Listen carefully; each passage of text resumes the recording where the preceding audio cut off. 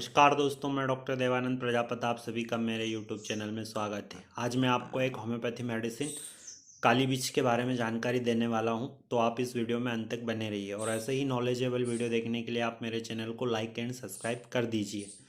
काली मिर्च, काली मिर्च या काली बाइक्रोमियम, काली मिर्च या काली बाइक्रोमियम या बाइक, इस मेडिसिन का यूज़ आप एलर्जी, ये एलर्जी की टॉप मोस्ट मेडिसिन है। एलर्जी जैसे आपका नाक बह रहा हो, बार बार छींके आ रही हो, आपके नाक से पानी आ रहा हो बहुत ज़्यादा, आपने जैसे कुछ ठंडी चीज़ें वगैरह खा ली, आपको छींके वगैरह चालू हो गई, आप ठंडी हवा वगैरह में घूमने चले गए तो आपको छींके वगैरह आने लगी, आपको धुएं वगैरह से एलर्जी हो, आपको डस्ट वगैरह से एलर्जी हो, किसी भी प्रकार की एलर्जी हो, तो उसके लिए ये टॉप मोस्ट मेडिसिन है काली मिर्च। टॉप मोस्ट मेडिसिन है काली मिर्च, जो कि कुछ इस प्रकार से दिखाई देती है, आप अच्छे से वॉच कर लीजिए। काली मिर्च मेडिसिन है, कुछ इस प्रकार से दिखाई देती है। एलर्जी के लिए एक टॉप मोस्ट मेडिसिन है। इसकी मैं इमेज लगा दूंगा, आप अच्छे से देख लीजिए।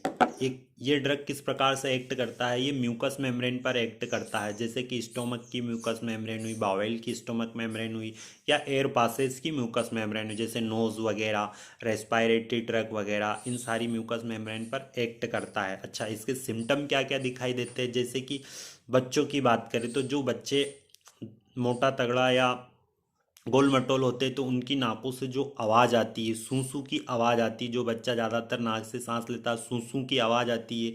तो रेस्पायरेटरी उनका जो होता है, उनको बार बार छींके वगैरह आना, तो इस प्रकार के सिम्टम दिखाई देते हैं। इसके अलावा पेन वगैरह होता है, जैसे रूट वगैरह में, जो नाक की रूट वगैरह होती है उसमें पेन वगैरह होता है, स्ट्रेचिंग पेन होता है नोज में। इसके अलावा सेप्टम, जो सेप्टम होता है नाक का जो बीच वाला हिस्सा होता है, इसके अंदर वाला जो सेप्टम वाला हिस्सा होता है उसमें अल्सरेशन हो जाते हैं, छाले हो जाते हैं और फिटेड स्मेल आती है उससे बहुत ज़्यादा। और जो डिस्चार्ज जो निकलता है वो येलो कलर का होता है, थिक होता है, रोपी होता है, ग्रीनिश होता है। इस प्रकार का जो डिस्चार्ज नाक से आता है वो इस प्रकार का डिस्चार्ज होता है, काली बाइक्रोम का डिस्चार्ज।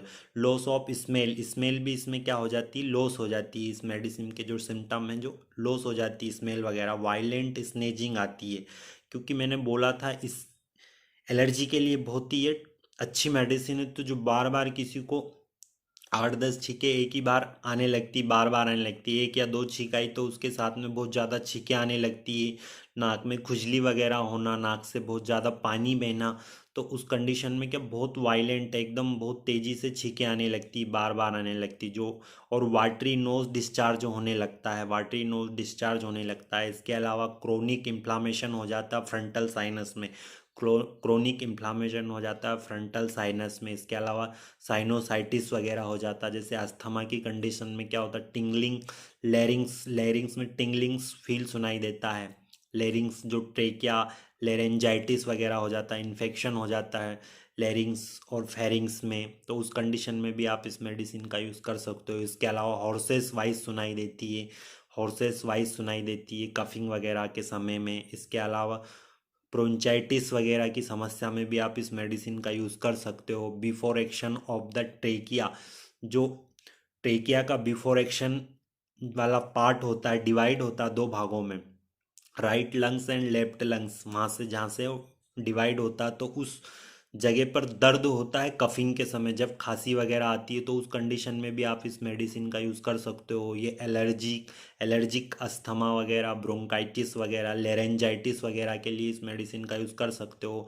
इसका सबसे अच्छा रिजल्ट आपको मिलेगा। और इसके अलावा जैसे कि आप एलर्जी के लिए तो इसका यूज़ आप कर ही सकते हो, जैसे धुएं वगैरह से किसी को एलर्जी हो, डस्ट वगैरह से किसी को एलर्जी हो।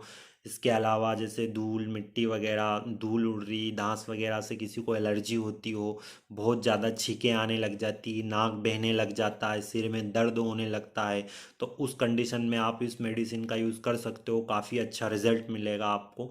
इस मेडिसिन का यूज़ किस प्रकार से करना है आपको, जैसे कि कुछ इस प्रकार से मेडिसिन दिखाई देती है, इसको डायरेक्टली, इसकी 30 पोटेंसी का यूज़ करना है आपको डायरेक्टली, ऐसे करके इसको डायरेक्टली अपनी टंग पर 2 से 3 बूंद लेना है, सुबह दोपहर शाम को। 2 बूंद सुबह, 2 बूंद दोपहर में और 2 बूंद शाम को।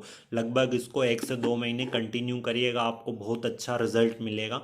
एलर्जिक की समस्या में छींके आना, बहुत ज़्यादा छींके आना, खांसी आना, आपके गले में दर्द वगैरह होने लगना, अस्थमा की समस्या होना, तो उस कंडीशन में आप इस मेडिसिन का यूज़ करोगे तो काफ़ी अच्छा रिजल्ट मिलेगा।